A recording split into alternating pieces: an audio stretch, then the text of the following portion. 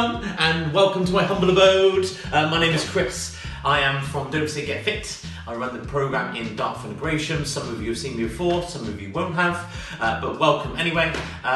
This week and over the next couple of weeks coming, due to the coronavirus, obviously we can't run our programmes in our schools, but we're going to run some kind of educational videos for you to do at home and hopefully have some fun.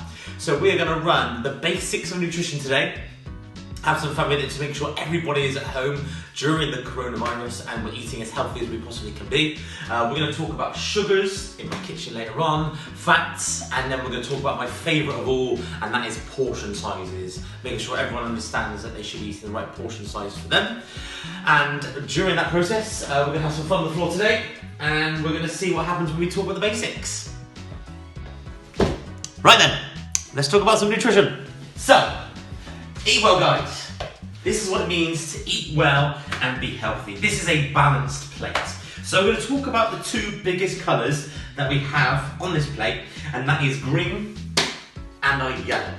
With our green, this is our fruit veg. How many portions of fruit veg do we need a day? Yes, you're absolutely right. We need our 5 a day. Now, there are some speculation out there that it's going to be up to 7, possibly even 10, but at the moment, just want to try and see if you guys at home can try and get your 5 a day in every single day over the next couple of weeks. So you've got things on here like tomatoes, tinned tomatoes, sprouts, leeks, broccoli, mushrooms, peppers, grapes, etc. All of these will equate to one of your 5 a day. So ideally, one with breakfast, lunch, maybe 2, dinner, maybe 2, maybe even 3.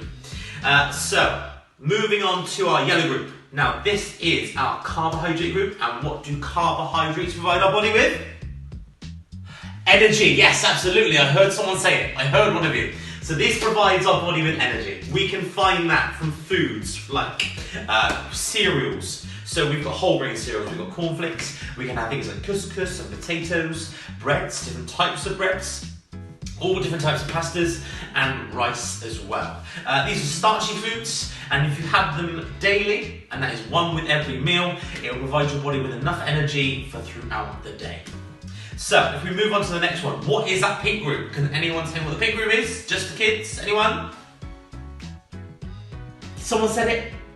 Yes, absolutely, and that is this protein group. And with our protein group, it's a lot smaller than what we have from the yellow and the green, so we do need a little bit less of it. Not much, but a little bit less. And this provides your body with a bit of muscle repair. So we need this roughly around 2 to 3 times a day. And we can get this from things like eggs, fish, chicken, beef, chickpeas, nuts, tuna, lentils, any types of beans that you want to, and any type of meat as well.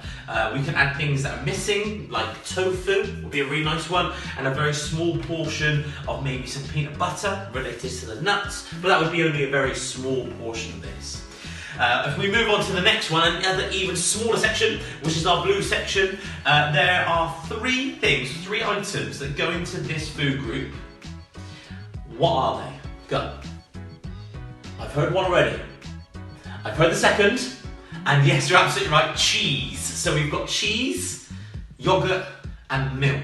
One thing that doesn't go into this group that we do see and we hear a lot of people try and put into this group is butter, and that will come a bit later. Now, butter doesn't provide your body with calcium, which is what these items of food do. So things like your milks, cheeses, and your yogurts all provide your body with calcium.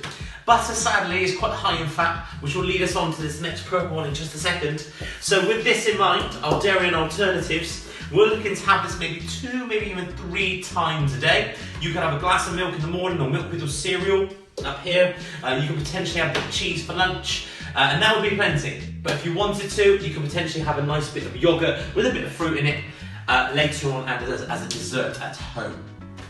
So if we move on to the smallest one of all, which is a very minute part, but still part of a balanced meal and a balanced lifestyle, is our purple group. And these are our oils and our spreads. In this group, there is only 2 real options, 2 real items of food, and that is a country spread, or ideally a low-fat spread, and your olive oils and your oils.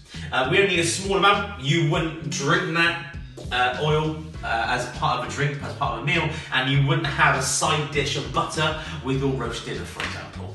So, with all this in mind, this is how we balance our meals out. We can then, I hear a lot of you shouting at me, what about the chocolates and the sweets? Well, yes, they are here. It's part of a balanced lifestyle. They're over here though, a red triangle. And with this red triangle, this is where you'll find your sausage, your crisps, your chocolates, your donuts, and everything that's sweet, delicious, fatty, and absolutely your favourite thing that you love. So with these in mind, ideally parents, they should be having this, children especially, and some of you, this should only be once a week. Just once, that's all you're going to need. They don't provide your bodies with any types of nutrition here. They provide your body with nothing. They are empty calories, as they call it. So we're looking to having that only once a week if possible, as a nice little treat. That would be great. And at this time when we have our coronavirus around and we're at home more, people are looking and going for that kind of extra biscuit tin or the extra fizzy drink if they can get it. So we're looking at you guys choosing and eating a better choices overall. Maybe choose some fruit instead. What we're going to do is we're going to ask you guys to play your game. And with this game, we would like you to go into your cupboards, into your kitchen. I would like to see if everybody can get 3 of everything. So 3 fruit vegetables should be easy to find. 3 carbohydrates, must be different. 3 sources of protein, that might be a challenging one. And if you can get it, your 3 items of dairy. If you have it and parents know where these are, your butters and oils, let's see if anyone can find those for me. With the sweets and the chocolates, we'll leave them to later on. Are you ready? Steady, go. You've got 1 minute. Right, so this is what I've got in my kitchen and my cupboards. And what I would like you guys to do at home is I would like you to organise the foods I've got here into the right food groups. You're going to do it at home with your own foods as well, but I'm going to give you a little game, a little task to do. It's going to be about a minute long, and you're going to try and organise what I have here into the right food groups, and we're going to see if you guys can get it right. So what we have is, in my cupboards, I've got some Mighty Maltese. I've got some milk, I've got some pork loins, I've got some butter, a very small avocado, I've got some chickpeas, I've got a banana, a very small pear, some Greek yogurt, some cheese, a sweet potato, some oil, some tins of tuna, broccoli, and some brown rice. So I'm going to give you a minute.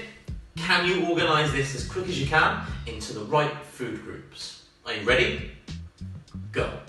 Ta-da! This is what it should look like. These are the food groups which those foods should be in. So we've got broccoli, we've got bananas, avocado, and a pear, and they should be in your fruit veg group. We've got your carbohydrates, or your carbs, are in your with your cereals, your brown rice, and your sweet potato. Your proteins are your pork loins, your chickpeas, and your tuna. We've then got your milk and dairy, your cheese, your milk, and your yogurt. And then off to the side, that very small group is the oil and the butter. So with the foods that you've brought out from your own kitchen and your own cupboards, what we'd like you to do now is, as quick as you possibly can, we would like you guys to organise your foods into the right food groups. How fast can you do it? Post your times below and we'll see who's the quickest at organising their foods. The only little trick is that there must be 3 items of everything, and they must be jumbled up at the start, and then you must be able to organise them as quick as you possibly can. Have fun, enjoy, ready, steady, go.